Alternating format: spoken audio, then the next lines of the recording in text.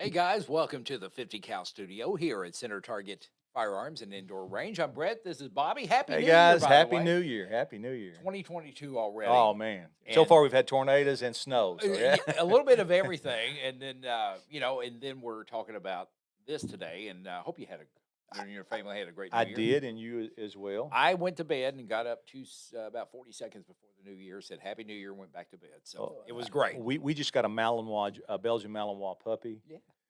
So yeah, we were up past midnight. Oh, So yeah, that's good. Dogs make everything better anyway. dogs too. So, Bobby, we're talking optics today. Absolutely. We're talking optics from a handgun standpoint. Yes. A little bit of a twist, from my experience is mostly been with carbines and using a red dot on carbines, rifles, those type weapons. And today we're talking about Yeah. the handgun and adding those to it, and just basically the way that is just taken off. Yeah. And first off, we want to start by saying all these have been checked multiple times. They're clear and safe. We wouldn't have them on here if they weren't, but we want to let you guys know Yes. that. And we just, this is a good topic because a lot of people, I think optics now are more popular than they've been in the past few years. Without question, several years ago when you start talking about optics with handguns, it was pretty much limited to competition shooters as far Yes. as most of the time, most of the people that had it. But now you got law enforcement that's actually using red dots or some type of a dot system on their handguns. Self defense, concealed carry, competition is still using them, like they always have. But yes, it's picking up popularity. I know in the competition world, I think right now in USPSA, carry optics is one of the most, if not the most popular and growing divisions that there is, and that involves having Sure. one of these red dots or green dots or whatever kind of dot you've got. We'll talk about the variations here later, but one of those dots on your handgun. And, we live in a good time where you have choices. Absolutely, and that's the beauty of these. There's so many different companies, and we've got a few of them out here on the table. But we got Tridgecon, True Glow, Vortex, Holosun, Burris, Sig, Leupold. I know we're going to miss a lot, and we have all those here in the store. But just so many different options you've got, as well as a lot of the handguns you purchase now that already have those on it. Uh, Variations in price, you can get them from, I've seen some, or we've had some as less than $100. Yes. We've Yes. had some that are, right around $1,000. It just depends on all the different variations or components that it has that make it on the lower end of the spectrum or higher end of the spectrum as far as cost is concerned. Exactly. And talking firearms from the pistol standpoint, a lot of people are going with red dots now and the optics, different ones we have here, the Holosuns, like you said, Trijicon, so forth. But the big thing is, I think, training. People don't realize how much training is involved to get used to that. I know I had Right. problems the first one I ever put on one of my weapons, and it takes time. It's not like It, your iron sights. it does. It's one of those things where a lot of people will think, okay, I'm not that comfortable with iron sights, or I'm not that comfortable with this weapon, so I'm going to put a laser, or I'm going to put a dot, or I'm going to put something along those lines on it, and they use it almost as a crutch instead of an asset. And putting one of these optics or anything that assists you is an asset, Yeah, but it's like you said, it comes down to training. You can't just put something on this and rely solely on it. sure. You need to be able to utilize iron sights, in my opinion, before you go to one of these. But even when you get this, you need to practice with it. A lot of times, people will have you think, okay, I've got this optic on, so I can just throw it up, and there's the dot, and I'm good to go. When in reality, a lot of times, if they're haven't established good muscle memory with regard to the iron sights, Yes. pushing it forward or driving it or finding that front sight, then they won't find the dot for a while. And then they're looking, is it on? Is it off? Is it whatever? And then we'll say, oh, yeah, there it is. And so in a self defense situation, until you get to that, work those issues out, probably not going to be good for you. But once you start training with it and once you get comfortable with it, and once you start realizing it's an asset and not the only option you have, then it becomes a really, Yes. really good thing to have added to your to whatever your rig or your setup is. It's great for, a concealed carry setup. I'm big on if you're carrying optic and light. Right, That's right, right. more or less it. But even the concealed carry training, you gotta get on site with the optic, but pulling it out. And you've added another piece or another dimension, Yeah, added dimensions to whatever the concealed carry weapon you're using is going to be. So yes, you need to practice with it. Now it's not a showstopper by any stretch of the imagination because you realize what it's got associated with it. So you work and yeah, practice and train around that. But a lot of people will list that as a con. Okay, it's bulky, it's this or it's that, and that's to whatever the user, it's whatever you like. yes, Some people say, well, the benefits outweigh the issues or the concerns with it, and we got varying options here. You got something really small, and this is on the lower end of the spectrum as far as cost is concerned, and you got some on the higher end of the spectrum over here as far as and size wise as well. So, but training, you brought that point up, and that's one of the biggest issues I see is the lack of training.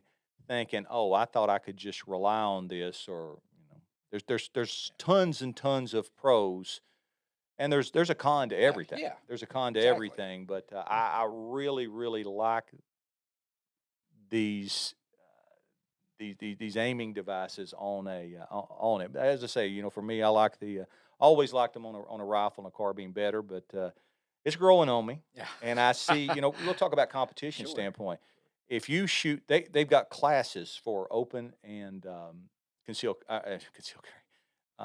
carry optics, Yes, and those are for you to be able to shoot uh, some of these configurations in that, and you try to shoot iron sights against those guys, you realize how quick you're going to be behind the power curve and how low on the list you're going to fall. But those guys have trained with them and know how to use them as well. So if you train to use your iron sights versus training to use this is going to be quicker. You're going to have target acquisition is going to be quicker. This kind of goes with your natural instinctiveness of shooting. When we're engaging something either in a self-defense environment or whatever the case may be, our tendency is to want to look at the target or to look at what it is we're about to shoot.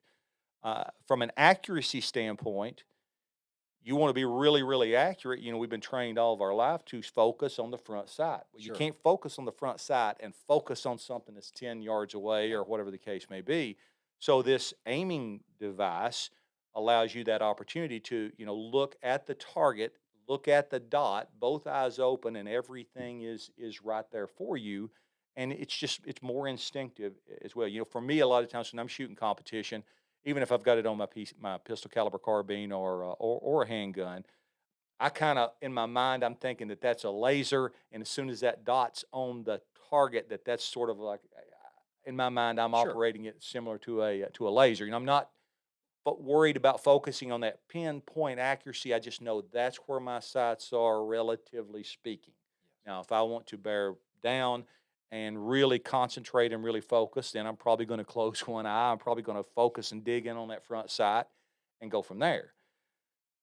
But and I get this question a lot from people. I'll say, well, from a self defense standpoint, do you shoot with both eyes open? Do you shoot with this? Do you shoot with that? And I do all the above. But for me, I spend a lot of time on the basics. I spend a ton of time on the fundamentals. And the fundamentals for me are the things I really like to go back to is I'll start with my draw, my presentation, and I close one eye and I find that front sight and I press the trigger to the rear. In a actual self-defense situation, in competition where you're really, really just running wide open, you got both eyes open. You're looking at the target, unless you got bullseye target or something like that. But in a self-defense situation, I'll guarantee you're not bearing down on Yeah, this. Your yeah, eyes are like this big around. But what I'm trying to do is establish that muscle memory in a sterile environment. And if I'm co-witnessing these dots, we'll work the dots into the mix. We're co-witnessing these dots with our sights.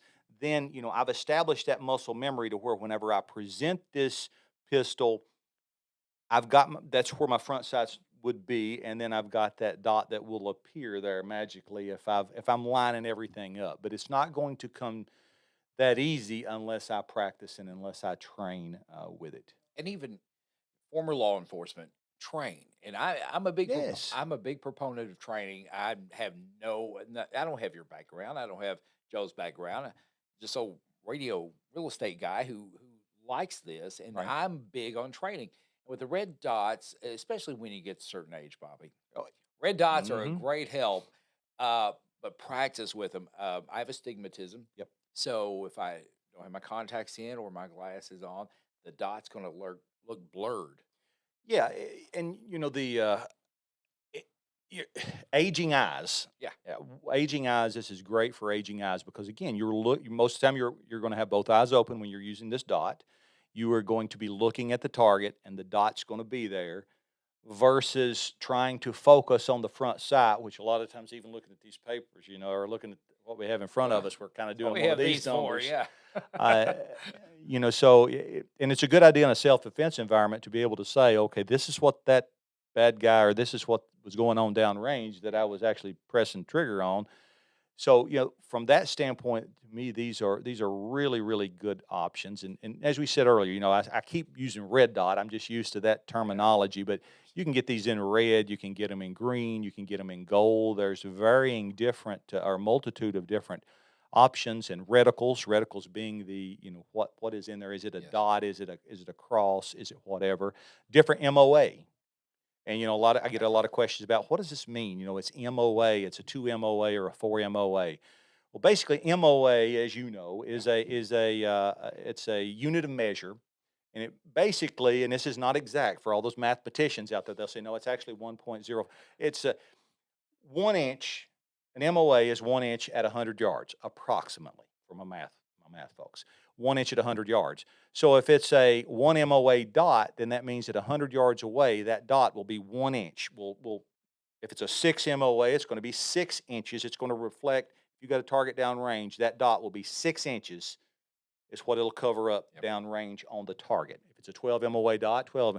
So that is MOA in a nutshell as it relates to what it says. If it's a 2 MOA dot, obviously if it's a 1 MOA dot versus 6, it's smaller. But what that means is ultimately it's a unit of measure, and at 100 yards, that's how much of that target it's going to cover. And just Two do your inches, three homework. inches. Just do your homework with what you're looking at. Yes. Come in here. If you're coming in here, just look at the box, read it, do some homework, ask some questions because what fits for Bobby may not fit for me, or what fits Mhm. for me, I know won't fit for him. So it's just do your homework. And right now, like we said earlier, we're in a good place where we have lots of options, and they all have their pros and cons. Yeah, I mean, some come on with movement. Well, I get a lot of times people say, "Well, I don't have time to turn that thing on," and that's a Yeah, good. We talked about that the other day with am I going to carry one in the chamber? yeah, Or kind of the equivalent of, well, I see that I'm going to wreck, and I'll put my seatbelt on. A lot of times when you're faced with that scenario or situation, if you use it for self defense, then if you have to manually turn that on, that's I can see that as a potential problem. But they make them where just movement alone will activate the yes, dot, but we always have to be prepared for what if it doesn't work, because this, there's cons. I mean, as you pros, we could go through a laundry list of different pros associated with this target acquisition. You can look at the target. You're going to be quick from going multiple targets. You can see what's going on. All the helps with aging eyes, all that, but there are cons, and some of those cons are you have to turn it on if it's not a shake yeah, awake. It's got batteries. Some are solar, but if it's got batteries, you're always subject to have to come back to those contingencies. Okay, what if this happens?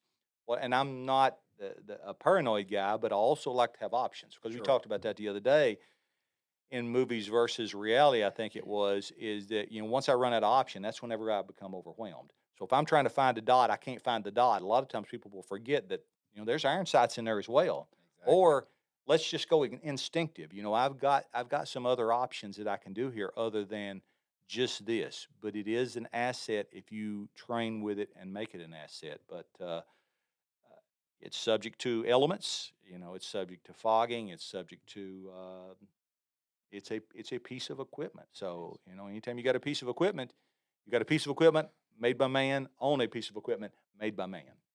That's usually charged with batteries or something along Yes. those lines. And I know in my rifles setups I keep spare batteries with my Yeah, yeah. rifle.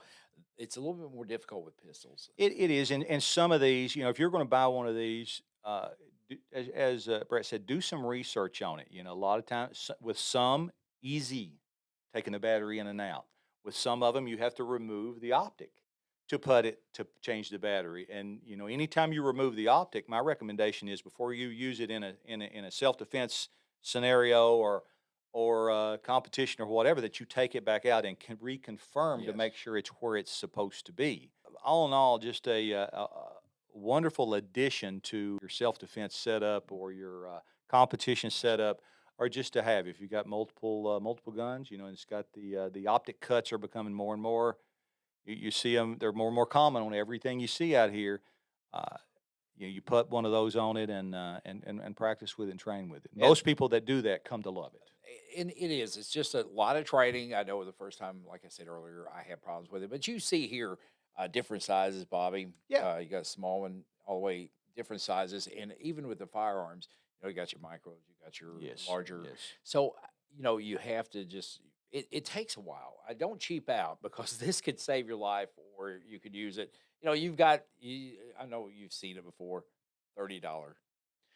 You know. Yeah, yeah. I found with optics, it's the same with scopes. Yeah. Full size scopes or whatever. Some people say, well, that company's higher. And certain companies seem to be a little more pricey than others. But what I have learned and what I have found with regard to optics, period, is you get what you pay for. You do. The quality you're paying for the quality of the glass. You're paying for the quality of everything. And that's not to say that some of these that would be considered more economical are not good, but as a whole, if you take 100 of this low end optic and compare it to 100 of the high end optics, the 100 of the high end optics, price wise, are going to typically outperform the It's other in all Yeah, it's circumstances. just like buying a mattress. If you're going to spend $100 for a 4-inch foam, or you're Yeah. going to pay $1,200 for a nice mattress, which one's going to last longer? Which one's going to do you better?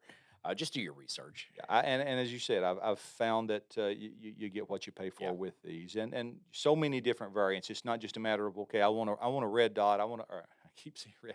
I want to put a dot. I want to yeah, put, and that's what people say when they come in. I want to put a red dot, or I want to put a dot on my handgun. What do I need? That's whenever I always say, well, it depends on what you're going to be doing with it. If you're going to be shooting competition versus self-defense. And some say, well, it's the same thing. Well, no, it's not. If I'm shooting competition or I'm shooting bullseye, I've got the opportunity to make sure I turn it on and all those things before we start the stressful portion of it, the shooting and the running and gunning and the moving. If it's a self-defense, I need it for a self-defense setup, then I want the movement waking it up. yes, I want co-witness of my other side. I want a lot of different things that I'm not necessarily depending solely on for a competition rig. For competition, for me, if I'm shooting bullseye, I like a really, really small or a 1, 2 MOA dot. If I'm looking for speed, then I'm looking for 6 to 8 MOA dot because I'm more concerned about picking up the dot, kind of like Joe and I were discussing before we started with the laser. I'm not worried about pinpoint accuracy with that. I'm just worried about target. There's the target. There's the dot. Boom. There's the yeah. so, depends again on what am I going to be using it a lot? Am I going to be using it a little? Am I putting it on a high point, which is the lower end of the scale, or am I putting it on a staccato? A lot of variables go into to that, and how big do I want the window to be? How what kind of environment am I going to be? Am I going to be keeping it under lock and key unless I shoot it, or keeping it secured in a box, or am I going to be throwing it in the bed of the truck, or Yeah, the center console? sure. So, and then how much money do you want to spend? It's like buying a car. You got many options, and if you come in and say which is the best car we got on the lot, and I'm a Chevrolet dealer, and I don't if this is not right, Chevrolet dealers, I apologize, but I'm gonna say my Corvette. Yeah, Well, I don't have the finances to pay for that Corvette, and I need to haul stuff, and I need to do that. So it's the same concept with, and I stress this to people all the time, not just with optics, but with pistols, rifles, whatever you use. That's the way you almost have to look at it. What am I going to be using this for? Am I getting a collector car? What do I do with it? I park it in the garage. I True. drive it every once in a while. If I'm getting a car, I want a vehicle that I'm going to work on the farm. It's probably going to be a truck, and I probably don't care how much I beat and bang it. If I got family, I'm going to be driving my SUV. If I want to, get out and act a fool, I may get my Corvette then, but that may not be an option for me. So that's a good analogy. And we have choices, and here at Center Target, tons of choices, Yes. tons of choices, and the information. So come on in and talk to the guys here. Mhm. You know, you may not know what you want, so let them help you, and they'll ask you the questions that need answering, and you can Right. answer those and figure out what it is, whether it's aging eyes or Right. you're a new shooter or you're doing competition or not. Concealed carry, you need to know what you're getting. Absolutely, and far, far more pros than cons Yes. if you do exactly what you said, which is train with it. Train. If you just put it on it and throw it in a closet and hope that you're going to get through some divine intervention, the ability to utilize this thing, it may not work out real good Yeah. for you. And I would classify that as more of a liability. You get it, you use it, you practice with it, you train with it, then I think you're really going to like the results. Yeah. But don't take somebody that says, "I put one of them red dots on mine, and it never would stay zeroed, or it never would say this." There's so many different reasons that could or could not be the case. Uh, Exactly. we get a lot of guns in here that people will bring in and say this is doing this or this is not doing that, and we take them back and realize that you know some of that may be the fact that they haven't trained with it as That's much it. as they should. So And sight them not in. always, Sight but them in. If you have problems sighting them in, ask for help, yes. because it's not nothing to be ashamed of for asking Mm-mm. for help, because the main goal is to get you set up the right way. We love to shoot guns here at Center Target. So you bring them in, and we'll figure out if it's we'll figure out what it is. If I'm having a bad day, I'll give it to Joe. If Joe's having a bad day, I'll give it to somebody else. We'll shoot it until we can determine. Yeah, this is a user error, or this is some type of an equipment issue, and we go from there. But ask questions, do your research, Yeah. and come and see us. And guys, I said it. If I've said it once, I've said it 1,000 times. The guys here at Center Target and the girls are Hmm. great folks. Come in, they'll help you get your perfect setup for what you're looking for, whether it's for a compact, a micro, or a full size. They'll help you figure out what you need by asking you the questions you need. Once again, like and subscribe. We really appreciate it. We're having a ball with this, and We we're are. just growing all the time. So we look forward to your feedback, your comments.